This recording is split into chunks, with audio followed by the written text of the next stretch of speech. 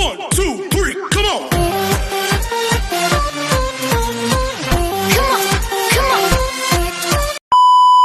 Hello beautiful people! Welcome back to my channel. This is your Mama Sam. Hola mga amigo, amiga, kumare at kumpare. Kamusta kayong lahat? Sana lahat po kayo ay okay at safe ngayong araw na ito. At syempre, ko naman ang tatanungin nyo. Nakikita naman ninyo ang beauty ng Mama Sam ninyo.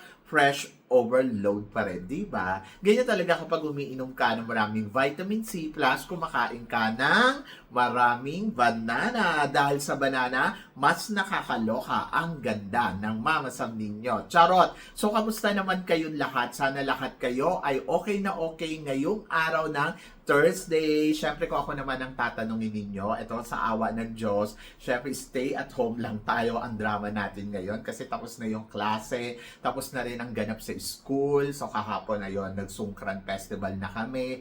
And then, ayun. So, wala na. Charot. Ang hinihintay ko ngayon ay, syempre, yung sungkran na magaganap next week. And then, of course, I'm so excited dahil, syempre, maraming mga lalaki. Charot. At di lang yun. Masaya. Parang fiesta. Charot! And then, ngayong araw na to, gusto ko muna magpasalamat sa walang sawang tumatangkilik dito sa Mama Sam Vlog. Araw-araw, lagi-lagi. Maraming salamat po sa pagmamahal at support na binibigay ninyo. At hindi lang yan, sa mga makasolid na Mama Sam dyan na laging chumichika. Maraming salamat. At hindi lang yan, talaga yung mga bago nating subscribers at saka syempre sa inyong lahat. Ayun, kapod ka. And then, ayan, so marami akong hatid na chika sa inyo na talaga naman, oh my gosh, magtataas ang kilay ninyo ng bonggang-bongga sa mga pag-uusapan natin ngayon. Kaya guys, wag na natin patagalin ang ating mga chika. So, para sa una nating chika, ito nga, kahapon in-announce na ng MGI All-Stars ang kanilang schedule at ito nga, makakasabay niya ang Miss Eco 2026, Miss Eco International. Pero parang hindi naman kasi ang Miss Eco International ay sa May 13 to 23 ng next month. So yon. So syempre excited ako dahil ay nako, malakas ang laban ng pambato natin na si Gabi. Alam naman ninyo na si Doc Gabi ay talagang bongga. Matalino, maganda, magaling ang execution, kaya parang feeling ko lakas ng laban niya. Pero depende yan sa organization ha, kasi ang organization, hindi ko alam kung talagang nagbibigay sila ng back-to-back dahil sa history ay wala pang back-to-back. Baka tayo pala ang makagawa ng history na ganon. Kaya looking forward talaga ako sa magiging eksena, ganap ng ating pambato dito sa sa Miss Eco International. And then, of course, MGI All-Stars naman, magi-start siya ng May 16 to 30. Ayun. Kaya exciting dito dahil, ayun, magagaling ang mga kandidata natin at mga palaban. And good luck sa kanila, di ba? At hindi lang yan. Speaking of MGI All-Star, Isabela Minin, isa sa mga magiging hurado dito sa MGI All-Stars. Anong chika mo dito? Talaga hindi ko alam kung si CJ Opiasa din ay gagawin nilang hurado dahil dapat, 'di ba? So taga Miss Grand ang ina-expect ko talaga na maging hurado at nakakatuwa kasi may hurado. Kasi 'di ba, hindi sila nag-a-announce ng judges. So ngayon medyo kakaiba kasi may hurado. And then looking forward ako kung ano ang mga pasabog. Tapos syempre iba pa din yung standard of beauty talaga na makikita natin sa competition na 'to. Let's see kung sino ang mananalo ng kauna-unahang MGI All-Stars. I wish na sana gawin nilang hurado si CJ Opiasa, hindi lang si tawag dito si Infa o kaya ayan nga si Miss si Isabela. Parang feeling ko dapat nandito din si CJ Opiasa, di ba? So, standard talaga ng MGI All-Stars lagi yung beauty ni Isabela, no? But let's see. And then, para naman sa sumunod natin, chika, ito nga, Miss Puerto Rico. Isa sa mga pinakamalakas ay si Genesis Davila. Anong machichika mo dito, Mama Sam? Depende. Depende sa mga makakatapat niya. For sure naman, ang Puerto Rico, marami namang magaganda din kandidata at mga palaban. Pero syempre, kung caliber siya, edi bongga, di ba? So ako looking forward ako kung sino ba yung magiging candidate. Sa ngayon, no, wala tayong naririnig na sa taga-ibang bansa na galing sa supranational, galing sa, ano ba to? Iba pang laban, yung katulad ng Miss Grand, yung mga ganon, no? So, siguro na ipag-isip-isip nila na hindi tayo mananalo kahit anong sali natin. Pero sa Pilipinas meron, galing sa Miss International, di ba? So, galing sa Binibining Pilipinas, hindi naman naiiwasan kasi syempre iba pa din talaga yung kalibre na galing ka talaga sa Binibining Pilipinas. At palaban. So, tingnan natin kung ano ang magiging eksena ng pambato ng Puerto Rico ngayon sa kanilang Miss Universe pageant. And then, tingnan natin kung si Genesis Davila ay isa sa mga mananalo ngayong taon na to dito sa Puerto Rico. So, yan. Good luck.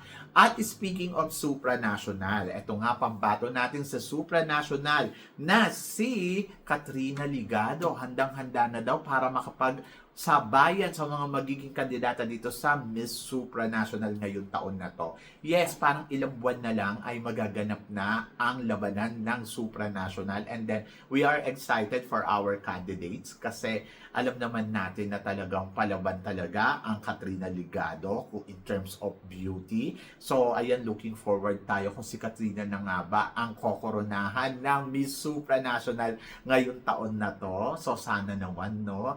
Kasi matagal-tagal na rin tayo hindi nanalo mula nung 2013, hindi na talaga nasundan. I hope na sana masundan yan. At eto na nga, si Katrina Ligado na ang ipalit. Ako naman, parang feeling ko naman, beauty ni Katrina talagang panalo. So, sa paghahanda na lang talaga ni Katrina yan at kung paano siya makikipagsabayan sa mga magiging kandidata dito. Medyo matagal na talaga na hindi natin nasusungkit ang corona. Ang India, di ba, parang sunod-sunod na sila, pero ang Philippines parang wale. But I hope na sana ito na to yung taon na hinihintay natin para sa bagong reyna natin sa, tawag dito, supranational. Kasi talagang matagal pa. But tingin ko naman, mukhang makakasabay naman ng bonggang-bongga ang Katrina Ligado sa competition. Di ba? So, I'm so excited. So, dapat ma-excite kayo. At para naman sa sumunod natin, chika, eto nga, mga reyna ng Thailand, umaariwa ng bonggang-bongga sa top 5 ng Miss Universe. 2023 nag-first runner-up, 2024 ay third runner-up, and then 2025 ay first runner-up. Kung tutuusin, halos dalawang reyna na ang possible na maging maging Miss Universe ng Thailand na hindi natuloy, di ba? Kasi parehas first runner-up.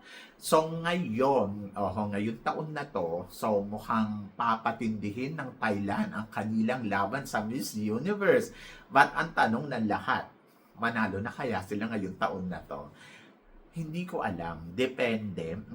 So, kaya nga sinasabi ko dapat magpadala tayo ng di kalibreng kandidata kasi etong taon na to medyo parang ayan nga, di ba, sunod-sunod na ang pagkakaano ng Miss Universe. First runner-up, third runner-up, first runner-up uli. Imagine ninyo, parang sunod-sunod, strike yun.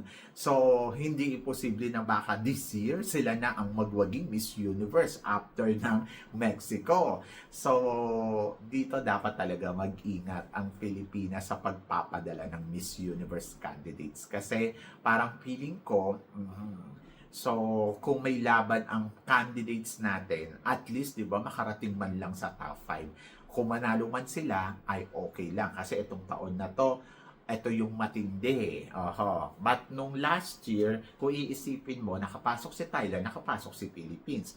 And I hope na kung sakali ang target nila ay panalunin na si Thailand, sana naman si Philippines nandoon din, di ba? So, looking forward ako sa magiging kandidata talaga natin sa Miss Universe Philippines. At looking forward din ako kung sino ang ipapadala ng Thailand sa Miss Universe. Kaya, yan yung abangan natin. Kaya dapat talaga, piliin natin ang the best. Charot! So, yan!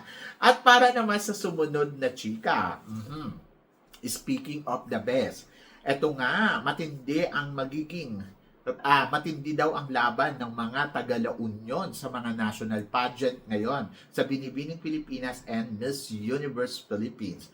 So, anong chika mo dito, Mama Sam? Well, ang chika ko dyan ay nakikita naman natin na si Angeli sa Binibining Pilipinas ng La Union ay isa sa mga nakita kong magandang kandidata dito sa Binibining Pilipinas at mukhang may laban ang lola mo, di ba? Kung titingnan mo talaga yung beauty niya, talagang mapapawaw ka eh.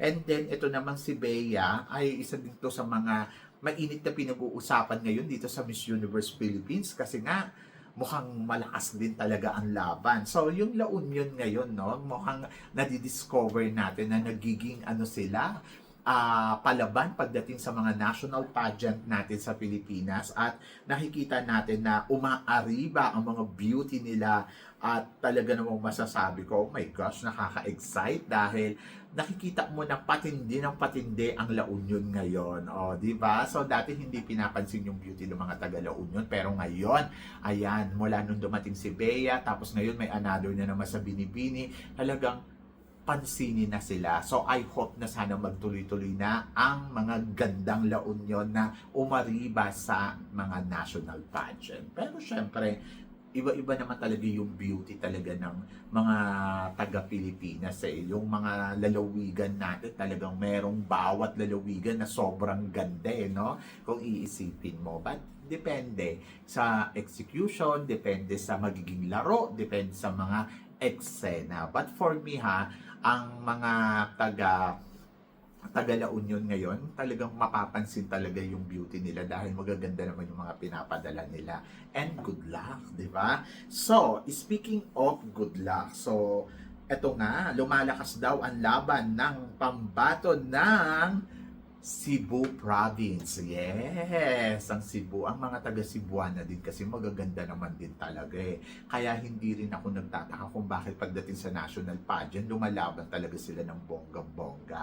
At ito nga, Diyos ko, mula nung tawag dito, nag-evening gown competition, hindi rin nag-evening gown competition, hindi rin nagpahuli ang beauty ng Cebu Province dito sa competition ng Miss Universe Philippines. Si Nicole Borromeo talagang umaariba. So, napansin ninyo, nung evening gown, sobrang ganda ni Nicole at grabe ang pinapakitang execution. At hindi lang yan, nagustuhan ko talaga yung eksena niya. At masasabi ko, nako, mag-ingat tayo kay Nicole Borromeo kasi isa siyang total package candidates. Marunong magsalita, marunong gumalaw, at higit sa lahat, marunong sa execution, di ba? So, yon.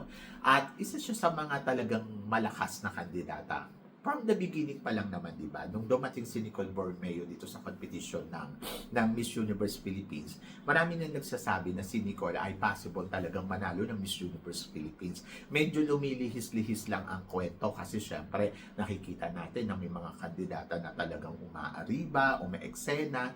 And then ngayon, dahil ito na nga yung totoong competition, yung totoong ganap, ay, umaariba na ang lola mo mula nung evening gown competition. So, looking forward ako sa swimsuit round, kung anong magiging eksena ng Nicole Borromeo. So, si Nicole ang isa sa mga masasabi ko na medyo nakakatakot na kalaban kasi nga, pagdating nga sa dulo ng competition, alam mong aabot siya eh. At ang bongga dito kay Nicole, marunong kumuda, marunong talaga tumalak. So, malalaman natin kung ano nga ba ang koronang ibibigay or siya nga ba ang magiging susunod nating Miss Universe Philippines. Pero ikaw ang tatanungin ko, ano ang corona na pwede mong ibigay kung sakaling ikaw ang pipili para kay Nicole Borromeo? Miss Universe Philippines, Miss Cosmo, or Miss Charm? Pwede din bang supranational? O sige, ayan. So, yan, yung apat na corona na yan. Saan mo siya ilalagay doon? So, yan. And then, I'm so excited for her journey talaga dito sa Miss Universe Philippines. So, laban. At para naman sa sumunod na chika, eto nga, syempre, maliban doon sa pambato ng Cebu Province, isa ding malakas, si Cebu City. Oh, di ba? Sabi ko sa inyo. So, possible daw ba si Cebu City at saka etong sila Union ang mag-last two standing dito sa competition ng Miss Universe Philippines kung sakaling meron? To be honest, magkaiba sila ng atake, magkaiba ng ganda. Pero, pareha silang pwede, di ba? Height, Diba? Kung isipin mo, parehas silang matangkad at talagang umaariba. At kung titignan mo, yung galawan ni April Smith, sobrang panalo pagdating sa execution. Tapos, ito din si Bea, may height din, may body, may beauty. Pero sa kanilang dalawa, talagang masasabi natin dikdikan yung labanan. At medyo mahirap kasi parang ang lakas nilang dalawa sa competition na to. So, ako para sa akin, why not coconut kung sila ang mapipiling mag last two standing, kung meron mang last two standing dito sa Miss Universe Philippines? Bakit hindi? Maganda si Bea, maganda din si April, and then black and white, di ba? So talagang magandang hamon to sa kanila. But ako looking forward kung ano nga ba ang magiging eksena ng mga kandidata dito sa Miss Universe Philippines, kasi surprising. Kasi hindi lang naman silang mga frontrunner ang malalakas, either yung mga baguhan din. Either na minsan nakikitaan natin na medyo kulang pa, pero nandoon sa part na hindi natin sila pwedeng i-underestimate kasi baka mamaya isa sa kanila ang pwedeng makalusot at manalo. Katulad na lang halimbawa, Nico Tabato. Diyos ko, napanood ko yung interview ni Nico Tabato, magaling kumuda si bakla. At in fairness sa kanya, ang ganda ng performance niya nung prelim nung evening gown. So, hindi ko alam kung nagustuhan ba ng judges, pero kung ako tatanungin ninyo, isa to sa mga pwedeng maging tinik. Pag once na nakalusot to sa semifinals, alam mo may ibubuga sa com skills di ba? So, yon. But yes, minsan naiisip ko paano ko silang dalawa ang mag last two standing. Ako para sa akin, I think si Bea ang magiging Miss Universe Philippines, and then si April Smith ang pwedeng maging Miss Supranational. So magandang opportunity para sa kanilang dalawa, kasi para sa akin, etong si April Smith, kapag dinala mo sa Supranational, win-win situation. Pwedeng manalo tayo ng Miss Supranational sa international stage. And then, pagdating naman sa Miss Universe, kung dadali mo naman sa Miss Universe, I don't know kung siya ba ay magpe-penetrate hanggang top 5. Pero pag si Bea kasi parang sigurado ako na parang ngayon pa lang nakikita ko na hindi tayo mawawala sa top 5. Kasi hindi din basta-basta, alam mo yon, magigiba si Bea ng ganun-ganun lang ng mga taga-ibang bansa. May beauty, may body, at higit sa lahat marunong mag-perform. At marami ding mga talagang nag-a-admire sa kanyang mga taga-ibang lahi, di ba? So ako para sa akin, Bea is a perfect for the Miss Universe, and then April Smith for the Supranational, kung sakaling silang dalawa na lang ang matitira sa last two standing.